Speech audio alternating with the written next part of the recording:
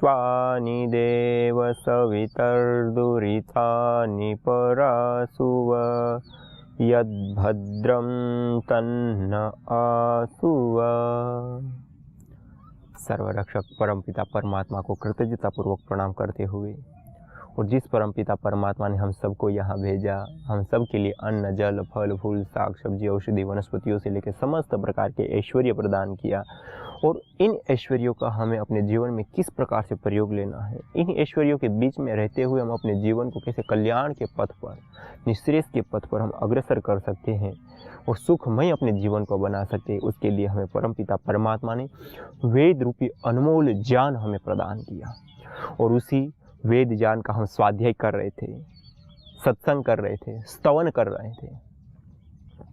उसमें विशेष रूप से जो वेद रूपी ज्ञान में यज्ञ का कथन है, यज्ञ की महिमा बताई गई है, या ऐसा कहें कि जो श्रेष्ठतम कर्म के रूप में जो वर्णन है वह यज्ञ का वर्णन है, और उसकी जो महिमा है उसको हम जान रहे थे, उसका हम स्तवन कर रहे थे, स्वाध्याय कर रहे थे। और उसमें अलग अलग कई पहलुओं के ऊपर हमने चर्चा की, बातें की, उसको समझे देखे। उसमें कई पहलुओं में सूची जीवो अग्नि सहस्रारंभ, हजारों लाभ प्रदान करने वाली होती है। और धरती से छोटा सा सूर्य है, लेकिन वह धरती से लेकर के सूर्य पर्यंत कार्य करता है। या ऐसा कहे संपूर्ण ब्रह्मांड में, जैसे मनुस्मृति में कहा है, अग्नौ प्रात्याहुति ही सम्यक आदित्याद उत्तिष्ठते, आदित्याद जायते वृष्टिर्वृष्टिरन्नम ततः प्रजा। अर्थात वो सूर्य किरणों में स्थित होता हुआ सूर्य किरणों को प्राप्त होता है, सूर्य को प्राप्त होता है, और वृष्टि आदि से हमें सुख प्रदान करता है। इसी प्रकार से अयम यज्ञो विश्वस्य भुवनस्य नाभि, इस चराचर जो पूरा भूमंडल है, ब्रह्मांड है, उसके नाभि के रूप में यज्ञ को, हवन को, अग्निहोत्र को देखा। जैसे हम माता के गर्भ में होते और हमारा पालन पोषण हमारी नाभि के माध्यम से हमारा होता है, ऐसे ही संपूर्ण ब्रह्मांड का पालन पोषण या किसी के बंधा हुआ है तो वह यज्ञ हवन अग्निहोत्र से। इस पंचभूतात्मक देह से लेकर के पंचभूतात्मक इस संपूर्ण ब्रह्मांड में किसी भी प्रकार का कोई असंतुलन है, किसी भी प्रकार का कोई रोग है, किसी भी प्रकार का कोई दोष है, किसी भी प्रकार की कोई भी समस्या है, तो उसको सही करने के लिए, उसके समाधान के लिए हम यदि यज्ञ करते, हवन करते, अग्निहोत्र हवन क्रियाएं करते, तो उसे वो सम्यक हो जाता है, सही हो जाता है, स्वस्थ हो जाता है। स्वस्थ में स्थित है स्वस्थ, जो अपने स्वरूप में स्थित हो जाता है, जैसा उसको होना चाहिए। तो इसलिए यह जो यज्ञ है, यह जो हवन है, यह जो अग्निहोत्र है, वह कोई सामान्य कर्म नहीं, अपितु अति विशिष्ट कर्म है, विराट कार्य है, ब्रह्म कार्य है। और एक ही कार्य को, एक ही क्रिया को करने से हमें एक दो नहीं अपितु हजारों लाभ हमें प्राप्त होते हैं। सूची जीवो अग्नि सहस्रारंभ।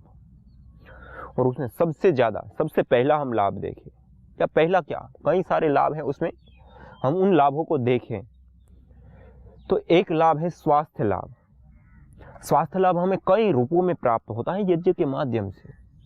हम जिस जीवन को जी रहे हैं उस जीवन को जीने के लिए हमें ऊर्जा की आवश्यकता होती है, शक्ति की आवश्यकता होती है, और वह ऊर्जा, वह शक्ति हमें मिलती है आहार के माध्यम से। और वह आहार हम लेते हैं तीन रूपों में, ठोस, द्रव और गैस, तीन रूपों में। ठोस रूप में हम रोटी चावल आदि लेते हैं, द्रव रूप में पानी जूस दूध आदि लेते हैं, और गैस रूप में हम इस वायु को लेते हैं। यह तीन रूपों में हम नित्य प्रति आहार लेते हैं, और इन तीन आहारों से हम शक्ति, ऊर्जा का ग्रहण करते हैं, और उस ऊर्जा से, उस शक्ति से हम चलते हैं। और इन तीन आहारों में हम सबसे ज्यादा कोई आहार लेते हैं, यदि उसको हम देखें तो उसमें जैसे हम ठोस रूप भोजन रूप जो आहार है वह हम दिन में 2 से 3 बार करते हैं, लेकिन जो द्रव रूप आहार है, पानी जूस दूध, वो 5 से 10 बार हम लेते हैं। और जो गैस फॉर्म है, वायु रूप आहार, उसको हम 24 घंटा 365 दिन हर समय एनी टाइम ले रहे हैं। सोते, बैठते, उठते, खाते, पीते, स्नान करने से लेकर के कोई भी क्रिया हम कर रहे हैं तो एक प्राण रूप, इस वायु रूप आहार, गैस रूप आहार हम निरंतरता के साथ ले रहे हैं। अर्थात सबसे अधिक कोई आहार हमारा होता है तो वह होता है वायु। इसी प्रकार सबसे इंपॉर्टेंट आहार हम देखें कि जिसके बिना हम कितनी देर रह सकते हैं। हम ठोस रूप आहार ना ले तब भी हम 3 महीने तक जीवित रह सकते हैं। हम द्रव रूप आहार ना ले तब भी हम 3 सप्ताह तक जीवित रह सकते हैं। लेकिन गैस रूप आहार यदि हम ना ले तो हम 3 मिनट से भी ज्यादा नहीं जिंदा रह सकते। अर्थात सबसे ज्यादा और सबसे इंपॉर्टेंट हमारा कोई आहार है या जिससे हम ऊर्जा ले रहे हैं, जिससे हम शक्ति ले रहे हैं, वह है वायु।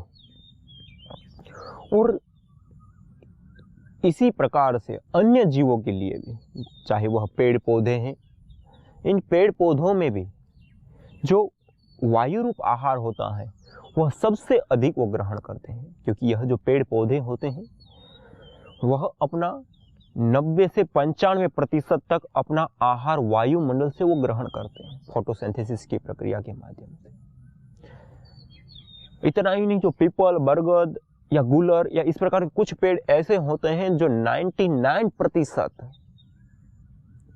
वह अपना आहार वायुमंडल से लेते हैं। आपने कई बार देखा होगा पीपल का पौधा, जहां सीमेंट कंक्रीट से बनी हुई दीवार है, स्टाइल लग चुकी है, उसके बीच में भी उग जाता है, उसके बीच में भी पौधा बन जाता है, लोगों की छत के ऊपर हो जाता है। वहां ना मिट्टी है, ना खाद है, ना पानी है, फिर भी वहां हो जाता है। क्यों? क्योंकि वह वायु से अपने आहार को लेता है 99%। केवल मात्र उनको आधार कुछ भी मिल गया तब भी वो पौधा होता है।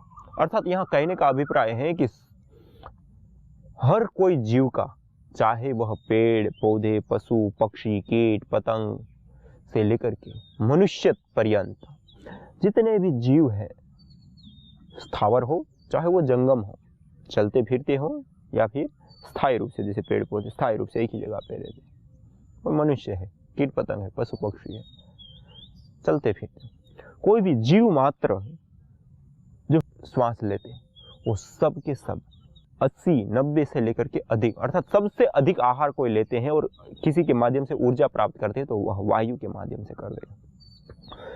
उस वायु को शुद्ध करना, उस वायु को पवित्र बनाना, उस वायु के अंदर जीवन शक्ति का संचार करना, उस वायु को मेडिकेटेड औषधीय गुणों से युक्त करना, उस वायु को पवित्र करना, या फिर उस वायु में जीवनीय शक्ति का संचार करने का कार्य किसी के माध्यम से होता है तो वह हवन के माध्यम से होता है, अग्निहोत्र के माध्यम से होता है, यज्ञ के माध्यम से होता है। और आयुर्वेद का एक सिद्धांत है कि हम जिस आहार को ले रहे हैं उस आहार के आधार पे हमारे शरीर में वात, पित्त और कफ, इन 3 दोषों का एक सिद्धांत है आयुर्वेद का। यह 3 दोष होते हैं, वात, पित्त और कफ हमारे शरीर में, और ये तीनों दोष जब सम अवस्था में रहते हैं तो हमारा स्वास्थ्य बना रहता है, अच्छा रहता है, स्वस्थ रहते हैं। जब यह असंतुलित हो जाता है तो हमारा स्वास्थ्य बिगड़ने लगता है। जैसे पित्त बढ़ गया तो फोड़े, फुंसिया, छाती में जलन, एसिडिटी से लेकर के आंखों में लालिमा रहना, बालों का समय सफेद हो जाने से लेकर के अलग अलग प्रकार की कई बीमारियां होने लगी पित्त से संबंधित। कफ बढ़ गया तो कफ से संबंधित बीमारी होने, वात बढ़ गया तो वात से संबंधित जो बीमारियां होती है, घुटनों में दर्द, कमर में दर्द, नस नाड़ियों में कहीं ना कहीं दर्द रहना से लेकर के चंचलता से लेकर के और भी अलग अलग जो भी वातज रोग है वह वात रोगों से व्यक्ति ग्रस्त होने लग जाता है। अर्थात जो हम आहार ले रहे हैं उस आहार के अंदर वात, पित्त और कफ को बढ़ाने वाले जो तत्व है वह उसमें मौजूद होते हैं। जैसे हम भोजन में ले तो ठोस, द्रव और गैस, इसमें जैसे ठोस रूप भोजन हमारा है, उस ठोस रूप भोजन के अंतर्गत जो विशेष रूप से मधुर, अम्ल और लवण रस वाले, यह भी एक आयुर्वेद का एक बहुत बड़ा सटीक सिद्धांत है।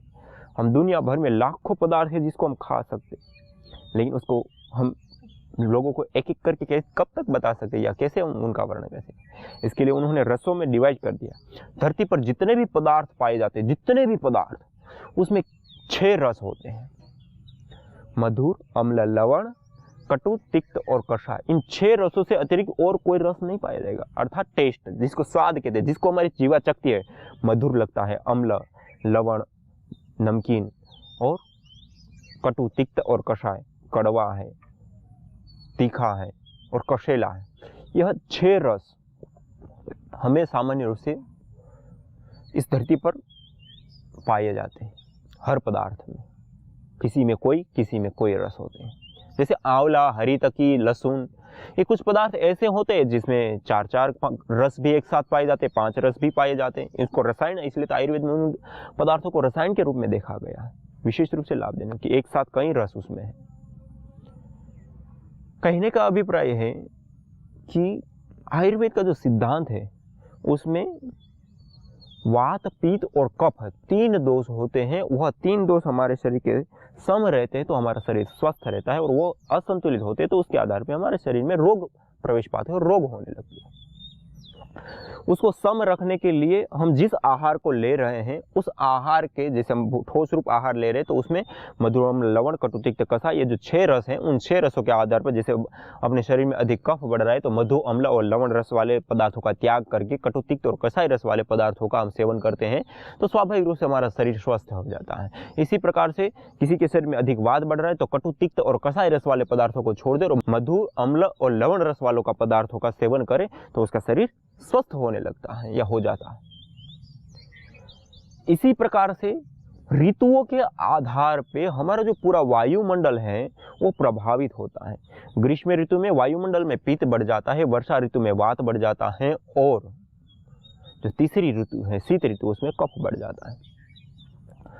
और इन ऋतुओं के आधार पर इस वायुमंडल में जो वात, पित्त और कफ बढ़ता घटता रहता है उसके आधार पर, क्योंकि हमारा सबसे बड़ा और सबसे इंपॉर्टेंट आहार जो मैंने बताया कि जो हम 24 घंटे जिस आहार को लेते हैं, जिसके बिना हम 3 मिनट से भी ज़्यादा जीवित नहीं रह सकते, वह आहार उस दोष से युक्त हो जाता है और उसको हम सबसे ज़्यादा ले रहे हैं। इसलिए हमारे शरीर में यदि मान लो कि वर्षा ऋतु है और वर्षा ऋतु में वात दोष बढ़ जाता है वायुमंडल में और उसी को हम ज़्यादा लेते हैं तो हमारे शरीर में भी वात दोष बढ़ जाएगा। इसलिए आप देखेंगे वर्षा ऋतु में सर्वाधिक किसी को गर्दन टेढ़ी हो जाएगी, गर्दन में सर्वाइकल स्पॉन्डिलाइटिस, मेरुदंड में, कमर में, घुटनों में दर्द, ये सब चीज़ें बढ़ जाएगी। इसी प्रकार शीत ऋतु आएगी तो जो कफ से संबंधित जिनको प्रॉब्लम होती है या हार्ट से संबंधित जो उनको प्रॉब्लम होती है, अर्थात कफ बढ़ने के कारण जो प्रॉब्लम में होती है वो बढ़ जाती है। दम घुटने से लेकर के सर्दी जुकाम, बुखार से लेकर के सर्दी जुकाम से लेकर के अलग अलग जो रोग होते हैं, जो कफ बढ़ने के कारण जो रोग होते हैं वो उनके शरीर में बढ़ जाते हैं। और इसी प्रकार से जो ग्रीष्म ऋतु होती है उस समय पित्त से संबंधित जो रोग होते हैं, फोड़े, फुंसिया, छाती में जलन, एसिडिटी, आँखों की लाली, बालों का समय सफ़ेद होने से लेकर के अलग अलग बहुत सारे रोग होते हैं, वह रोग उनको होने लग जाते हैं। तो हम इस वायु को सबसे अधिक लेते हैं और सबसे इम्पोर्टेंट हमारा यह आहार होता है जिसके बिना हम 3 मिनट भी नहीं रह सकते। इस आहार को शुद्ध करने के लिए, पवित्र करने के लिए, या फिर इस आहार में जो हम ले रहे हैं उसमें वात, पित्त और कफ तीनों दोषों को संतुलित करने के लिए, सम करने के लिए हमें अग्निहोत्र, हवन, यज्ञ ऋतुओं के अनुसार करने के लिए हमारे वेदों ने हमें आदेश दिया है। तो हम ऋतुओं के अनुसार जब यज्ञ करते हैं, हवन करते हैं, अग्निहोत्र आदि क्रियाएं करते हैं तो उससे हमारा जो वायुमंडल है, जिस परिसर में हम रहते हैं, वह वायुमंडल हमारा शुद्ध हो जाता है, पवित्र हो जाता है, सुगंधित हो जाता है। लेकिन उसके साथ साथ उसके अंदर जो वात, पित्त और कफ दोष है वह भी संतुलित हो जाते हैं और उसमें जब हम श्वास लेते हैं, उसमें जब हम रहते हैं तो उसके माध्यम से हमारे शरीर में भी वात, पित्त और कफ दोष संतुलित होते हैं और हमारे शरीर में वात, पित्त, कफ दोष संतुलित होते हैं तो हमारा शरीर स्वस्थ हो जाता है, निरोगी हो जाता है और आरोग्य को प्राप्त करता है, दीर्घायुष्य को प्राप्त करता है। यह एक बहुत बड़ा सिद्धांत है आयुर्वेद का। इसी प्रकार से जो हम सुगंध लेते हैं, ये तो पहला लाभ मैंने बताया कि आहार के माध्यम से हमें स्वास्थ्य प्रदान करता है। दूसरा है परफ्यूम्स, सुगंध के माध्यम से हमें स्वास्थ्य प्रदान करता है।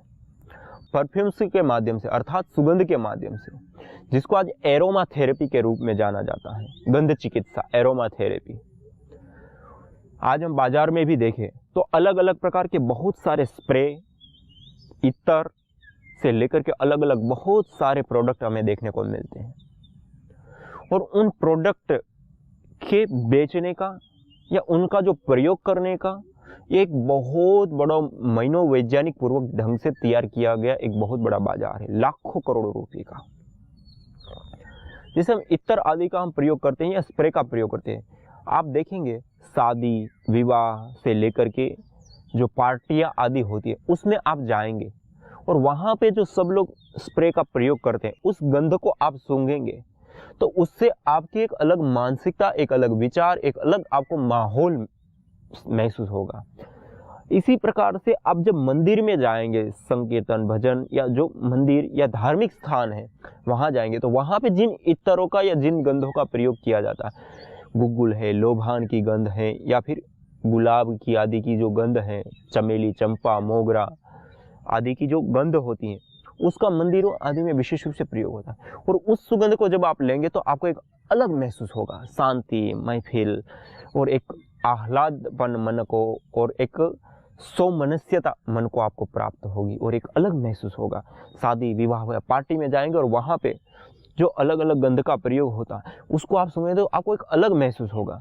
और इसी प्रकार से जब बेचे जाते हैं स्प्रे आदि तो वहाँ पर भी इस चीज़ों को देखते हुए कि कौन सी गंध को सूंघने पर हम जो भी गंध सूंघते हैं उसके सूंघने पर हमारी पिट्यूटरी ग्लैंड से लेकर के अलग अलग जो हमारी ग्रंथियाँ होती हैं उन ग्रंथियों से हार्मोन स्रावित होते हैं, अर्थात कुछ केमिकल्स ऐसे होते हैं जो बनते हैं सुगंध के माध्यम। हम सुगंध लेते हैं तो हमें जो अच्छा लगा, अच्छी में अनुभूति हुई तो उसको डोपामाइन आदि अलग अलग हार्मोन्स या फिर केमिकल्स हम कह सकते हैं वो बनते हैं। और वो जो केमिकल्स बन रहे हैं उसके आधार पे हमें अच्छा बुरा या अलग अलग जो अनुभूतियाँ या महसूस होता है वो केमिकल के आधार पे हमें होती है। तो हम जो यज्ञ करते हैं, हवन करते हैं अग्निहोत्र, उससे जो बनने वाली परफ्यूम्स हैं वह परफ्यूम्स, वह सुगंध जब वायुभूत होती हैं, वायुमंडल में जाती हैं और वायु से जब हम गंध के माध्यम से, सुगंध के माध्यम से, श्वास के माध्यम से उसको सूंघते हैं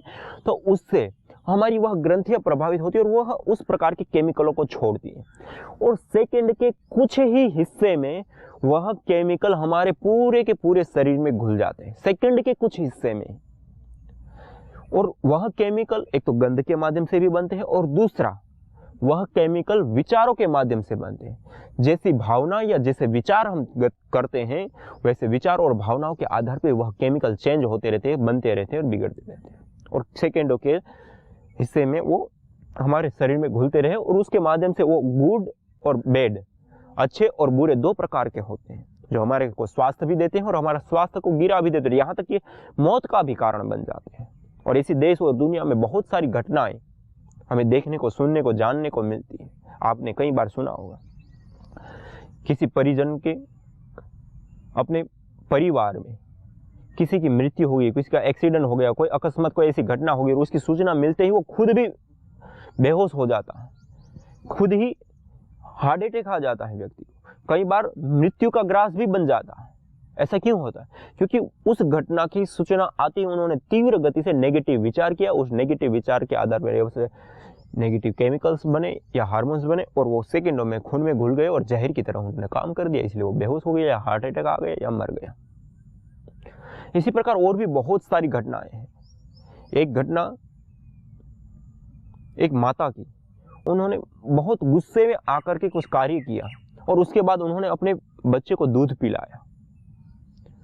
ये हकीकत घटना है। और उन्होंने जैसे ही अपने बच्चे को दूध पिलाया वो बच्चा मृत्यु का ग्रास बन गया। उसके बाद जब उसका पोस्टमार्टम हुआ और उसकी जो सारी जानकारी ली गई, उसके बाद पता चला कि माता का दूध जहरीला था।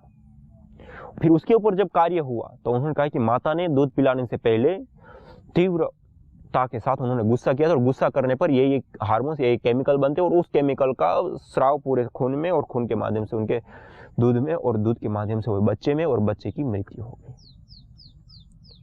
इसी प्रकार से ऐसी भी कई रिसर्च या अलग अलग शोध मिलते हैं कि व्यक्ति को आंख के ऊपर पट्टी बांध करके बिठा देते हैं और कहते कि हम तुम्हारे हाथ में बर्फ रख रहे हैं, ठंडा पदार्थ रख रहे हैं। ऐसे करते हुए अंगारा रख देते हैं।